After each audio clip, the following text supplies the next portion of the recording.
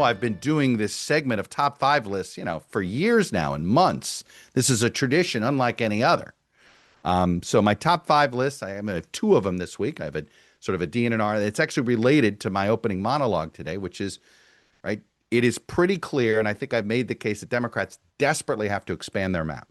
They have got to put more states into the battleground, more states into the competitive column, whether it's for the ability to win Senate seats, to raise their ceiling farther above 52 seat maximum. But there's also opportunities for Republicans at this point to potentially expand the battleground, expand the number of states they have an opportunity to contest. So without further ado, I'm going to give you what I think are the top five opportunities for the Democrats to expand their map, whether it's to expand it for presidential electoral votes by 2032. And all of this is the five in order of the five most likely to make it into the battleground by 2032. I'm not saying this is going to happen by 2028, though it could, but by 2032, what are the opportunities and where would be the parties be smart to start investing today in order to make 2032 a reality? So the number one state I have on my list that I think Democrats could get into the competitive column by 2032 is Alaska. I think Alaska is any place where there's a libertarian lean, not very happy with sort of this very sort of strong man government there. It is, we've seen Democratic performance has slowly been improving in Alaska over about a 10-year period. It was very similar. You saw a slow creep over the years in Virginia and Colorado. Took a good decade or so, and then all of a sudden when they went, they went. And in fact, Colorado spent about both Virginia and Colorado just spent basically one cycle in the battleground, and then they ended up reliably light blue states.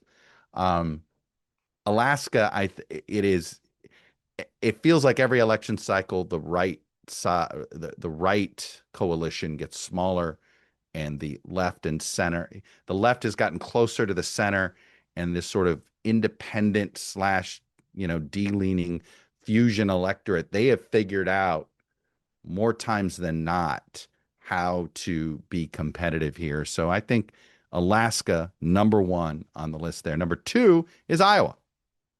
Now, some of it, it all depends on what happens in 2026. But if they elect a Democratic governor in 2026, I think they have as good of a chance as they've had in at least a decade. Then that puts Iowa back on the map potentially. And I think if the DNC were smart, they'd put Iowa back into the early primary calendar, embrace it, because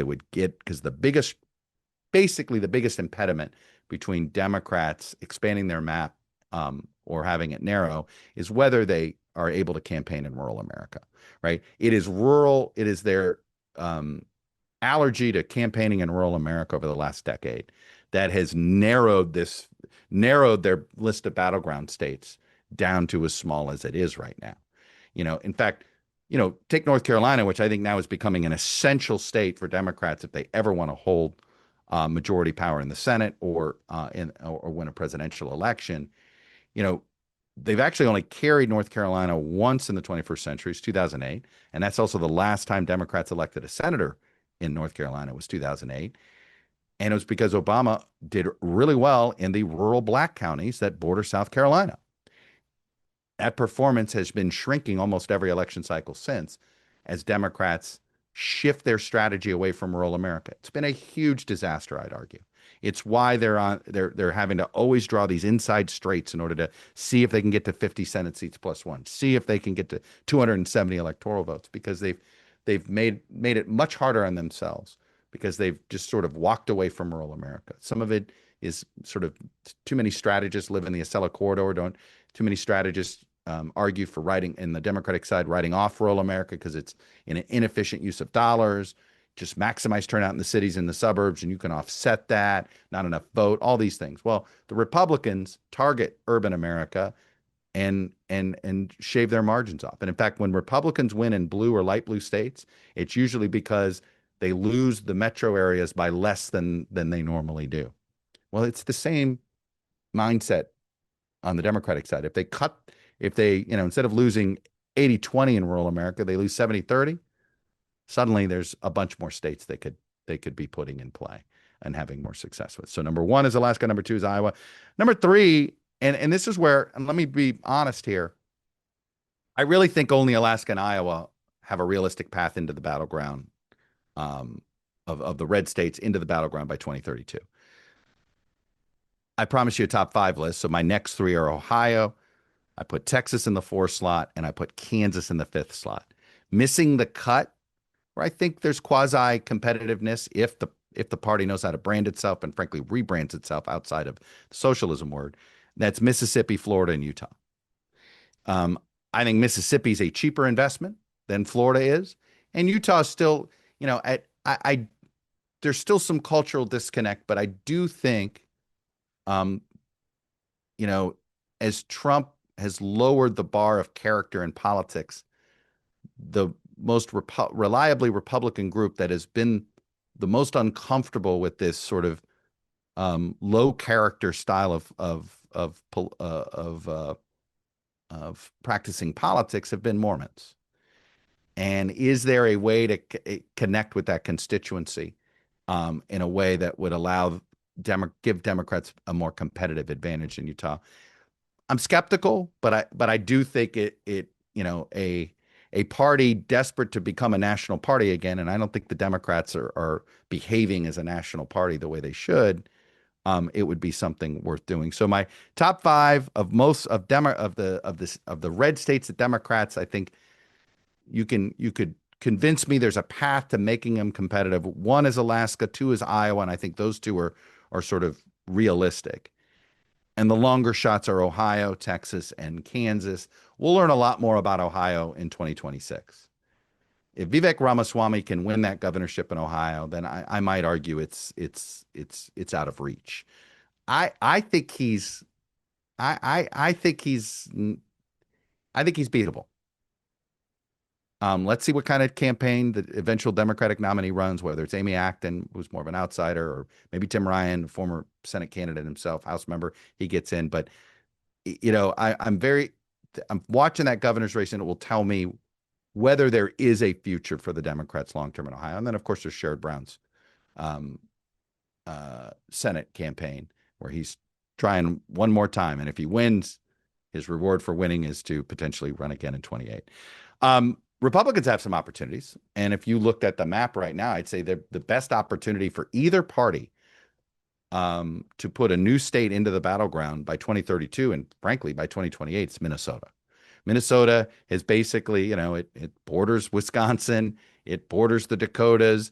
Minnesota's been this, Minnesota hung in there with Walter Mondale. Minnesota was one of the few states Democrats carried in the 72 election against Nixon. Minnesota, but every cycle it gets closer. Every cycle it's less, and I believe the last couple of times it's been less than 5 points.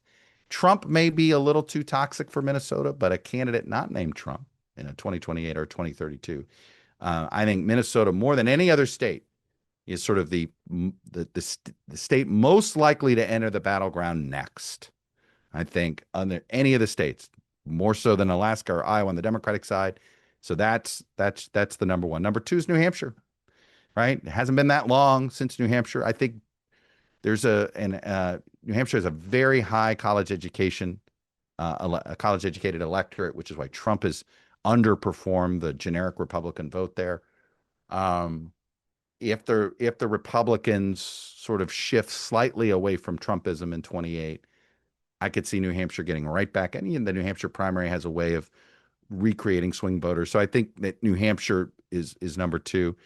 Then I think there's a little bit of a line here, but Virginia is another state that I wonder, if Trump is gone, does Virginia get much closer to being purple again? I feel that way about Colorado potentially, but a bit more so with Virginia. I'm very curious of the margin. I'm pretty confident Abigail Spanberger. I think she's a favorite for a reason. If you were to ask me to set a point spread, I'd probably put it about 5.5. Northam won by double digits when he won Virginia in 2017, the first sort of reactionary anti-Trump Virginia gubernatorial election. I think in this one, Anything over 5, and I think it sort of maybe we are in a situation where Virginia is just going to be permanently light blue. But if it gets a little closer than we think, I think that's a sign that maybe Virginia isn't as rock solid blue as many Democrats believe it is. Number 4, number 5 on my list, much longer shots. Number 4 is New Jersey. I actually think New Jersey, if it's sort of still a Trumpy party, I think New Jersey is one where Republicans haven't invested enough, and if they did, I think they'd have some better luck here. We're going to learn a lot in this governor's race. I I'm fully betting that the New Jersey governor's race is much closer than the Virginia governor's race. We'll see, but that's my bet, and I put New Jersey in the fourth slot there for Republicans. States most likely I can bring into the battleground, and in the fifth slot, I had 3 choices that I was pondering: Colorado, New Mexico, and Rhode Island. Rhode Island's a very heavy union state, very blue collar. It's one of those that I've always kept an eye on because in the Trump era, it wouldn't surprise me if there's a chance of overperforming there a little bit. But I ended up choosing New Mexico. As we've seen this, I think the swing vote in America politics for the next probably decade is going to be first, second, and third generation Latino voters. And whether that's in Florida, Texas, New Mexico, Arizona, California, Colorado, but wherever they're, New Mexico, and so I think that it's a state that wasn't that long ago they had a Republican senator in Pete Domenici, wasn't that long ago that they had a Republican governor in Susana Martinez.